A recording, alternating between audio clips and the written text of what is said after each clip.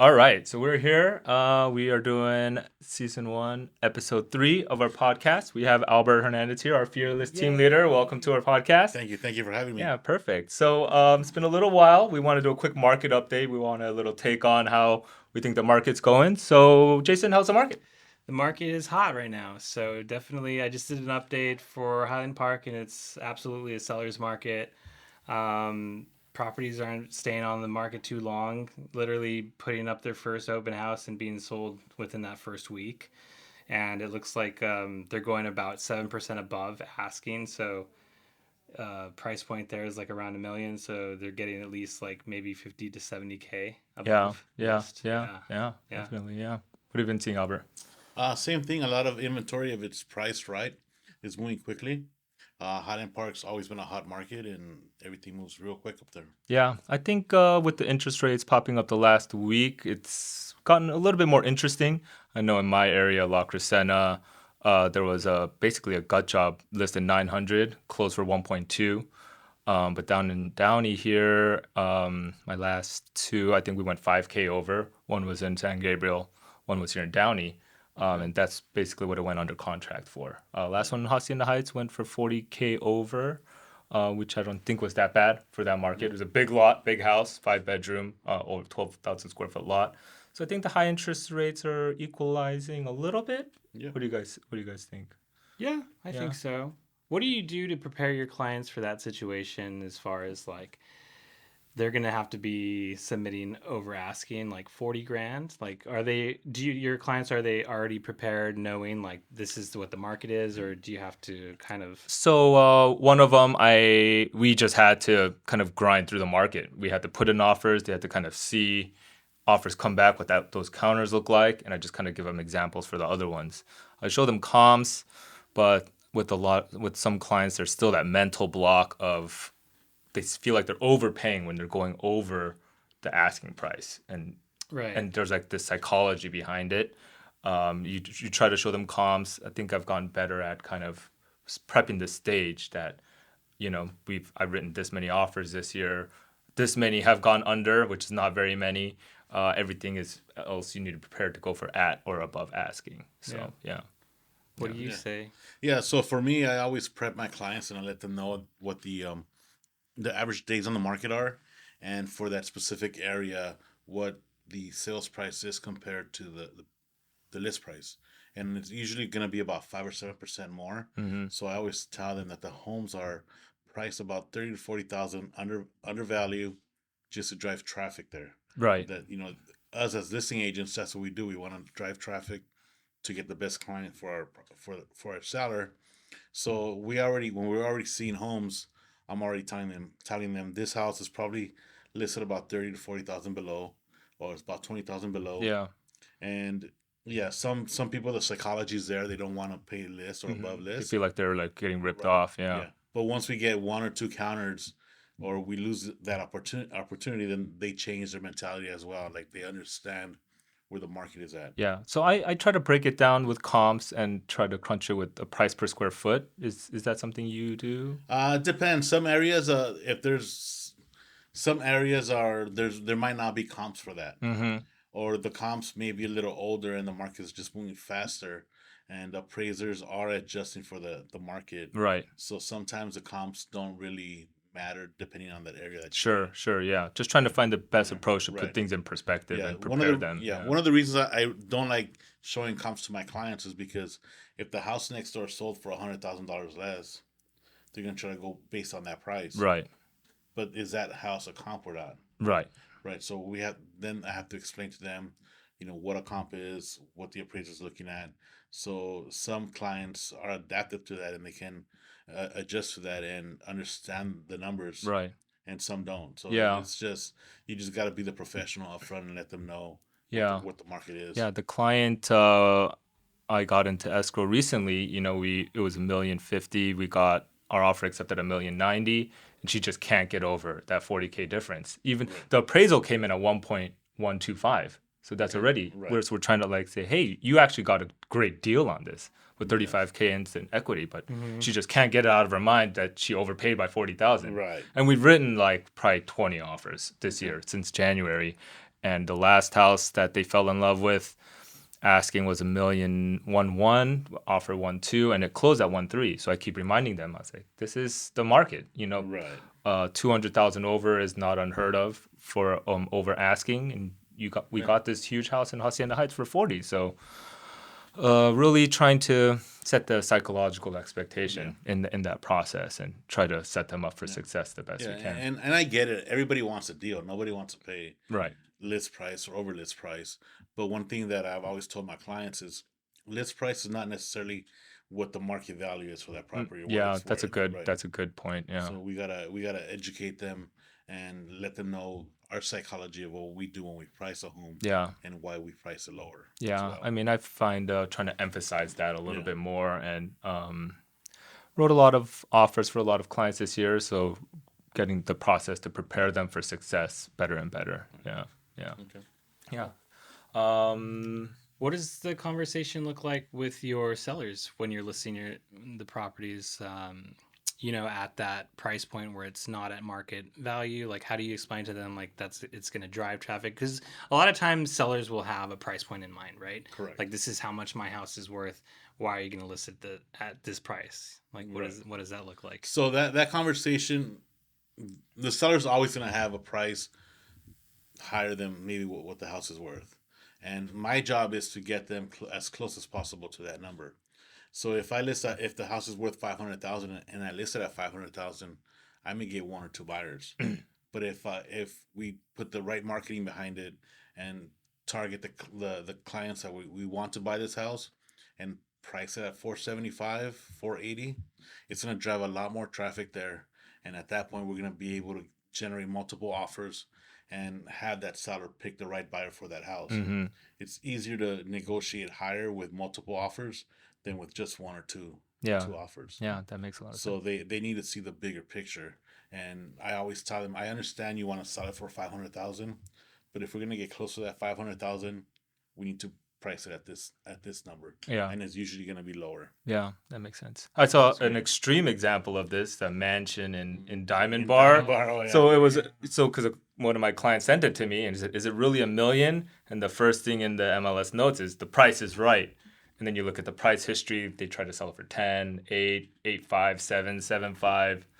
So Yeah. just interested to see what happens. They're going to do an extreme bidding war. I've never seen Right. from 1 million to they're probably trying to sell it for at least 7, right? Mhm. And we've gotten a lot of calls on that property this week. Oh, you have? Yeah. Okay. So everybody wants a deal, and it's more like a $4 or $5 million home, maybe. Yeah, I was thinking Yeah. like 5 or Okay. something. So I told my client, I was like, anything south of 5 is probably not realistic. Right. Mhm.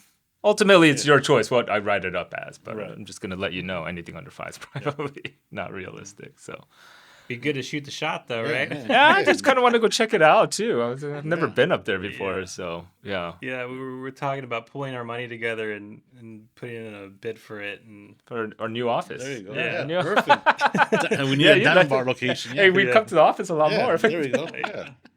Yeah, awesome. Well, the second portion, we just like to give a little insight that might be helpful to anyone, who's chiming in.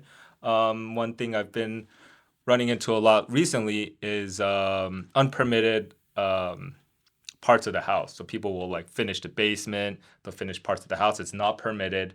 They'll advertise it as a second unit or whatnot, and clients want to know what does that exactly mean for them.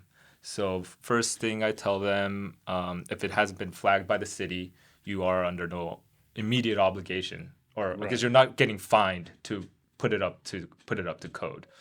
You can leave it, and it's your property. You can do whatever you want with it. But I do tell them if they do plan to rent it, you want to keep a sharp eye out for anything fire, life, safety. So one thing you always want to keep in mind for a converted bedroom happens a lot in basements. Each room needs to have a second egress Right. like point. Usually it's a window. Window needs to be minimum 48 by 48, 42 inches off the ground. And if you don't have that, like a basement, you have a tiny little slit at the top. If there is a fire or something in the front or earthquake and it collapses in, they have no way to get out. And as if you did rent that room, you may be on the, Yeah, you may liable. liable for that. So when you look at that, those are, some things you want to take a look at. If you're just using it for your rec room or something like that, or your own personal use, you probably have a little bit more discretion. on when or if you want to permit it. But if it hasn't been flagged by the city, you're not renting it, it's maybe not so much of a big deal. Yeah. Yeah, I've only had experience with unpermitted like those enclosed patios and things like that. Yeah, that's So very common. yeah. Yeah. So when the house that I sold had an unpermitted like patio thing, Mm-hmm. but I just had to disclose, it's not a part of the square footage, Mm-hmm. and she had actually purchased the home with it already. So, Okay. Okay. Yeah. I mean, do agents put unpermitted rooms into the square footage? Have you seen that before? Some agents do, but we always check title Right. because title's gonna have the accurate square footage for the property, Okay. and it's very far in between where it was actually permitted Mm-hmm. and it doesn't get into title, and that usually happens when they don't finalize the permit. Got it. So they went through the whole permit process, but they take the final permit to the county to record it, Mm-hmm. and that happens sometimes. And sometimes you can tell when it's not unpermitted. Right. So it's just use your judgment, and if you feel it's not permitted, it's always great to let the buyer know, this may not be permitted, Mm-hmm. but this is what we have, and that way at least they can make their educated decision on whether they want to move Okay. forward or not. Do you always contact the city to check the building records? I hardly do. Oh, you do. And no, yeah, I don't. It's I'll tell the buyers like this is what title shows. If you want to go and check with the city, you're more than welcome to go and check Okay. with the city. Okay. All right. Yeah. Interesting. So, um, yeah, I just always Yeah. just give my 2 cents Yeah. on that. Yeah. Yeah, Yeah. just give them the information, and it's up to them what they do with that information. Okay. Yeah. Okay. Yeah. But I've done a couple of remediation. I'm working on one right now in Monrovia for another realtor. Oh, okay. Yeah. So she bought a house. The garage was a converted like kind of ADU studio, and then she got a building code violation a month after she closed on her house, which is weird Oh, timing. yeah. I was like, so anyway, we're going out there, we do our due diligence. It's gonna take quite a bit of work to get it up to code Wow. to make it occupiable. Yeah, there's no foundation. It's like really old too, but there's like no structural members in there. Oh, okay. They just drywalled over an existing super old garage. So stay tuned. We'll have to see. Yeah, we're working on the design on that, Yeah. and then she keeps asking me how much is it gonna cost? I was like, until the plans come back, I can't say. What are you thinking? Probably like 40K. Okay. Yeah, probably in that area. So yeah. All right, Albert, do you have any tips or tricks you want to try and share? Okay, so one of the things that so I manage about 30 agents, and one of the issues that we get a lot is we're in escrow, we do an inspection, and now we have an inspection report. Mm-hmm. And I think that it's important that we educate the clients before we get to the inspection as to what the inspection is for. It's normally for the consumer to understand the condition of the property that they're getting. Mm-hmm. Right. So in some cases, it is necessary to get repairs or credits issued, and those things are usually addressed based on health and safety. Yeah. Right. If there's no water, if there's no heating, if the roof's damaged, broken windows, great. Yeah. But sometimes the inspection report is going to call out. It's very common, and I don't know why, but like in the bathroom, the hot water and the cold water are reversed. Oh yeah. Right. Yeah. And so the inspector's going to call that out. Inspector's going to call a licensed plumber to come out and fix this. Mm-hmm. Right. There's a lot of little things that don't need to get addressed, Mm-hmm. and some stuff that does need to get addressed. And it's up to us to let them know what our advice is. And Yeah. ultimately, we're going to do what the consumer wants us to do, but Mhm. we need to let them know up front, like, what is the expectation? Yeah. Yeah. Because as we know, every inspection report we get has 30 to 40 items that are on It's there, a right? thick packet, Yeah. and they see all Yeah. those items, and they kind of like if they're not Overwhelming. if they're not prepped Yeah. for it. Yeah. Easy. Especially if they're first time home buyers or have no Mhm. experience or with home repairs. I mean, the big things that we see all the time, well, not big things, but the most common things, caulking missing in the bathtubs, in the Mhm. showers, Mhm. in the bathrooms, kitchen sinks. And the inspectors can say water damage can happen. Right. They just see water yeah, damage. they just and see water freak out. damage, and it's a $10 repair. You go to Home Depot, you Yeah. get a tube of caulking, you just caulk it, Yeah. and it's super easy, right? Yeah. But if the inspector doesn't do a good job at explaining that, then it's gonna be overwhelming, and then the consumer's gonna believe that we're just trying to push them to buy a house Right. that's has all these crazy repairs, right? So it's important for us to let them know up front what to expect in the inspection report. Yeah. Definitely. And I think Danny, we talked about it earlier in the week, Mhm. possibly giving them sample a sample inspection inspection report. report. So when they see the actual inspection report, they're not blown away like Right. and just try to and get cold feet and not sure if they want to move forward or Yeah, not. yeah. And I think setting that expectation for the Yeah. report is good. Been kind of, we see a lot of the paperwork over and over, so we might take Yeah. it for granted. Been carrying around RPA for my clients to go over them with Yeah. detail and also disclosures now Yeah. too. So I'm like, if we face to face, we can take our time, go through it all. So when you do get 400 DocuSigns, you're not like You're not- just signing your life away. And so, Right. no, that's a good point. So Yeah. I think that'd be a great training. Yeah. Maybe, we Yeah. can do. Yeah. And for example, when I bought where we currently live now, we bought it like 3 years ago, and a lot of the stuff on that inspection report hasn't been addressed. Is Right. still there, right? Sure. And when we go inside the house, maybe in a couple of years, the other buyer might want me to fix something that doesn't really need to get addressed. Mm-hmm. So it's like it's just so we know the condition of the house. Yeah. Pretty much. Yeah, definitely. So, Yeah. biggest things I always at least try to address it. I point out the roof, windows, any big holes, and then the foundation. Yeah. Yeah, and if more inspections are required, then definitely we do have the resources to get a sewer inspection, roof, plumber, electrical, whatever we need. And I've seen so many homes that I know when we need to bring in another professional, and I always let them know this is what I think you should do. Yeah. And ultimately, is the consumer's not responsibility, but their choice whether they want to investigate further or not. Right, yeah. But I agree with the point that you want to kind of get ahead of it and prep them for it, because once the report comes out and they're maybe not ready for what's coming, then we just seem like we're being that pushy agent to try and get over it. Yeah. When in fact, if we see reports all the time, and we're like, no, this is actually not too bad. Yeah, this is pretty normal, there's like caulking missing, there's scratches on, so I think that's a really good topic that we hit on. Yeah, this week. Cool. Yeah. What about you, Jason? You know what? I'm still wrapped up in this probate escrow. So interesting.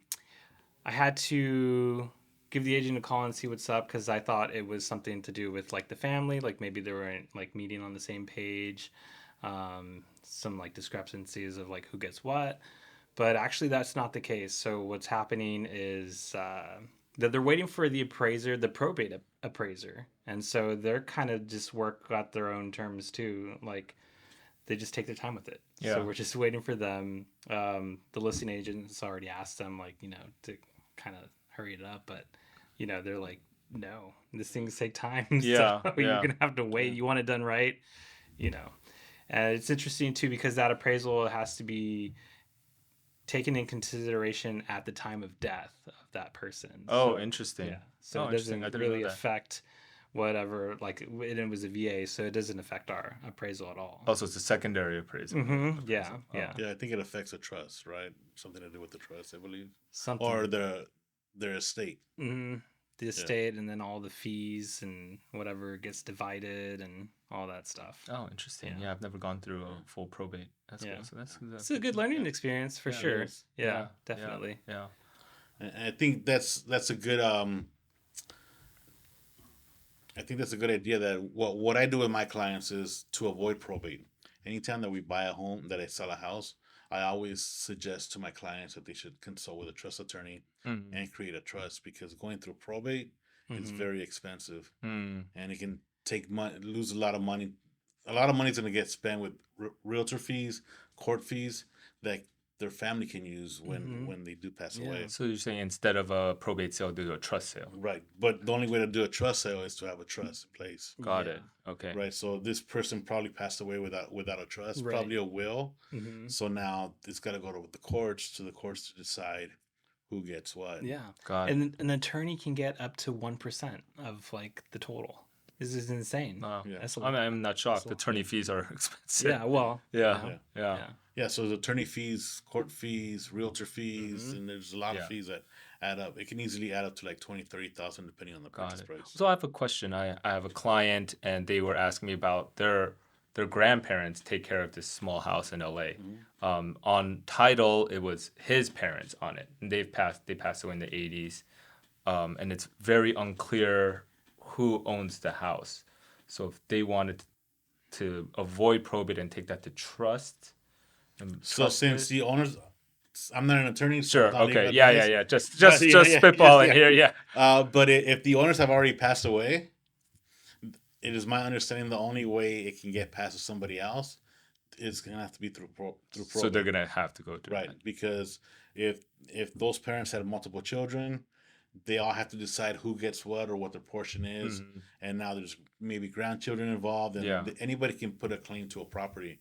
So the only way to avoid that is to have a trust. Yeah. Okay. And since there's no trust, then you got to go to the probate. Yeah. So if in the event they did not get that addressed, and the grandparents do pass out, and now it's spread amongst, Amongst like, who knows, right? who knows. So- So my advice would be to definitely talk to a trust attorney Okay. and at least get their trust set up, and then go through probate to finalize who owns that property or how it's going to get Got it. divided Okay. between the family. Yeah. Interesting. Yeah. Yeah. Oh, that's an interesting topic. Yeah. So like in my case, I only have 2 brothers, but my wife, she's got 8 siblings. Wow. So and their parents have a good estate. So they decided early on to have Got a it. trust and decide exactly how they're going to divide their. So I guess Real more estate. of the story is get ahead of it and Get a trust. get a prepared, trust yeah, ASAP. get prepared, Right? yeah. Yeah, maybe Okay. we can get a trust attorney on our podcast. Oh yeah, that'd be cool. cool. Yeah. I just got come- one. I got one for you. Oh, guys, too. yeah. There we Yeah. go. Yeah. Yeah. Cool. Awesome. Yeah, that's informative. Well, do you have anything else? No, I Yeah. think that's Okay. Yeah. What about you, Albert? Cool. No, that's it. Yeah. Well, thanks so much for Oh. coming on. He's our team lead, so he's always sharing a lot of good information. Thank so, you for having me. yeah, if someone had any questions for you, how could they reach you? They can reach me. My number is 213-509-2807, or you can find me on Instagram, Albert_Hernandez. Perfect. Okay. Thanks, Okay, Albert. thank Yeah, you. this is a Thanks, good one. Albert. Okay. Yeah. Cool. We'll see All you guys right. later. Awesome. All right. Cool.